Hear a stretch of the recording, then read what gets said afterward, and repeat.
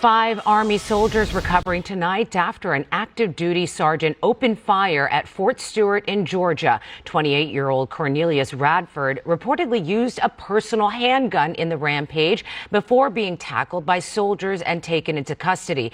The incident prompted a short lockdown. With more on the shooting and investigation, we're joined once again by retired Marine Intelligence Officer Hal Kempfer. Hal, good to see you. How do you get a personal handgun on an Army base, and what does that say about security protocols, especially when we've seen so many other shootings on military bases, including previously at Fort Stewart?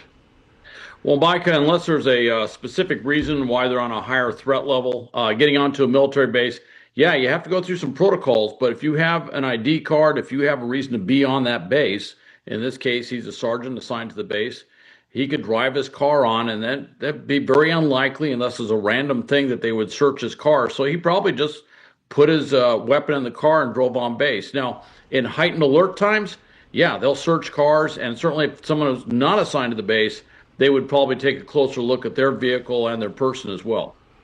Hal, we do not yet know a motive for Sergeant Radford. All we know is that he may have had a disagreement with one of the shooting victims yesterday. So what questions do you want answered right now about Radford?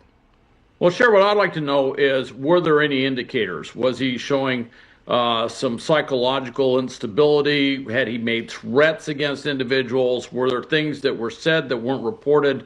Had he done some other things, some physical outrage sort of thing, something like that? You know, in most of these cases, there are indicators. In fact, I can't think of any case where there weren't pre-incident indicators that weren't observed. In many cases, they weren't properly assessed, and in too many cases, they were never reported.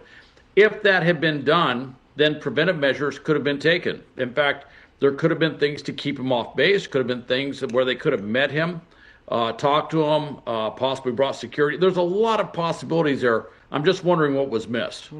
What are your thoughts on the response by the soldiers who we know immediately tackled Radford, and they clearly stopped this from becoming much worse?